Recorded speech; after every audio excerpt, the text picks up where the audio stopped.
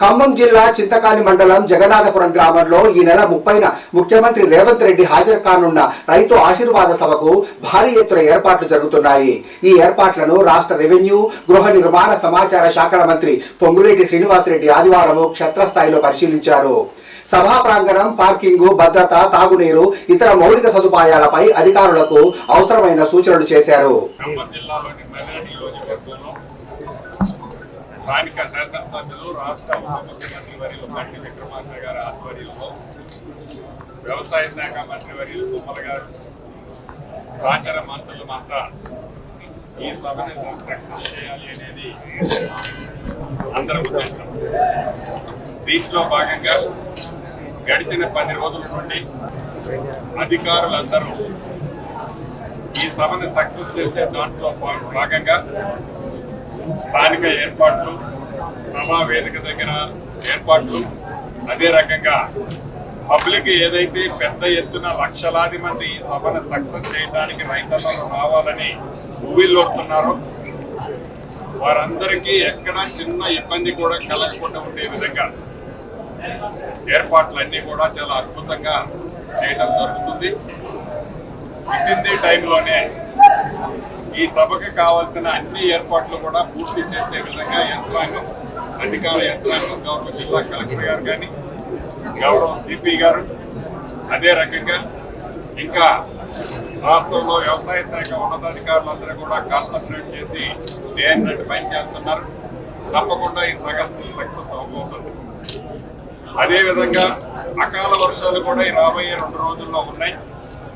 ఏ వర్షం వచ్చినా, ఏ విపత్తు వచ్చినా ఈ సభ అనుకున్న దానికంటే డబల్ త్రిబుల్తో ఈ సభ సక్సెస్ అవుతుందనే నమ్మకం, విశ్వాసం ఈ ప్రభుత్వం గడిచిన 2.5 సంవత్సరాల నుండి రైతుల కోసం ఏవైతే చేశామో, చెప్పిన ప్రతి కార్యక్రమాన్ని రైతన్నకి చేరుస్తున్నామో అదే ఈ సభ సక్సెస్ కి మెయిన్ రీజన్ అనేది నేను భావిస్తున్నాను.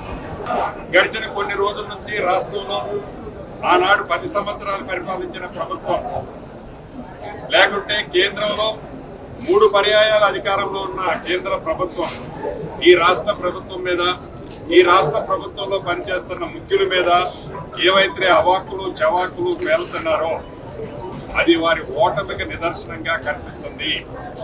వారి పట్ల ప్రజలు ఆకర్షితులు కావడం లేదు అని చెప్పడానికి అంతకంటే పెద్ద నిదర్శనం ఏమీ అవసరం లేదు.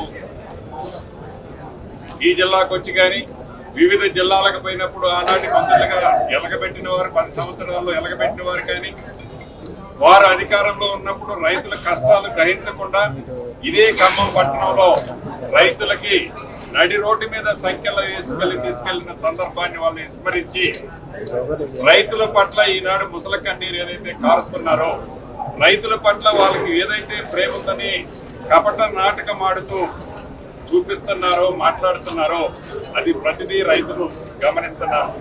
అంతెందుకు, ఉదాహరణకి కని విని ఎరగిన రీతిలో మొన్న ధాన్యం పండింది.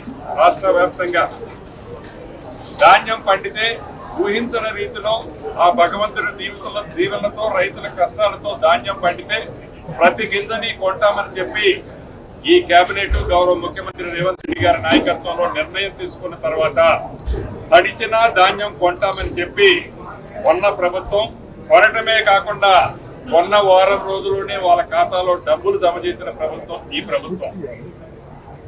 ఈ ధాన్యం ఏదో రైతులకు వాళ్ళేదో ప్రేమ ఉన్నట్లు, మా ప్రభుత్వానికి రైతుల పట్ల అవగాహనే లేనట్లు వారు మాట్లాడిన తీరు చూసి ఆనాడు ఈనాడు రాష్ట్ర వ్యాప్తంగా ఏదైతే ధాన్యం సేకరించామో ఒక్క గింజ కూడా వదిలిపెట్టకుండా కొంటామని చెప్పాం. అన్న ప్రకారం కొని చూపించాం.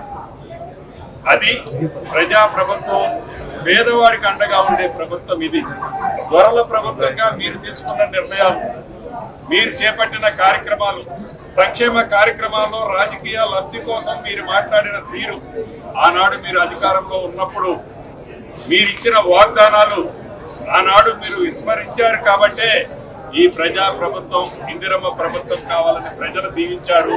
దాన్ని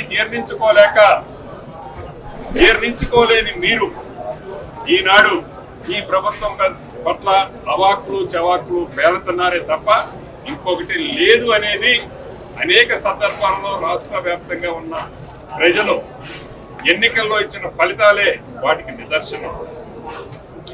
ఏది ఏమైనా సంక్షేమ కార్యక్రమాలు ఇచ్చే దాంట్లో కానీ రైతుల పక్షపాతంగా ఉన్న ప్రభుత్వం ఈ ప్రభుత్వం రైతులకి చరిత్రలో ఏ రాష్ట్రంలో ఏ రాష్ట్ర ప్రభుత్వం ఇవ్వని విధంగా రైతన్నలకి అన్ని సంక్షేమ కార్యక్రమాలు ఈనాడు ఈ ప్రభుత్వం ఇస్తుంది, చేస్తుంది, భవిష్యత్తులో కూడా చేయబోతుంది. ఒక్క రైతులకే కాదు, నిరుద్యోగ తమ్ముళ్ళకు కూడా ఉద్యోగాలు ఇస్తామని చెప్పి 2 సంవత్సరాల్లోనే 72,000 ఉద్యోగాలు ఇచ్చిన ప్రభుత్వం ఈ ఇందిరమ్మ ప్రభుత్వం. ఇంకా అతి కొద్ది రోజుల్లో వేలాది నోటిఫికేషన్లు కూడా పిలవబోతున్నాం. నిరుద్యోగ యువతకి కూడా అండగా ఉండే ప్రభుత్వం. మహిళల్ని కోటీశ్వర్లు చేస్తామని 1 కోటి మందిని ఇచ్చిన మాట ప్రకారం వడివడిగా దాంట్లో కూడా ప్రణాళికలు చేపట్టి వాటిని కార్యరూపం దాల్చుతున్నాం.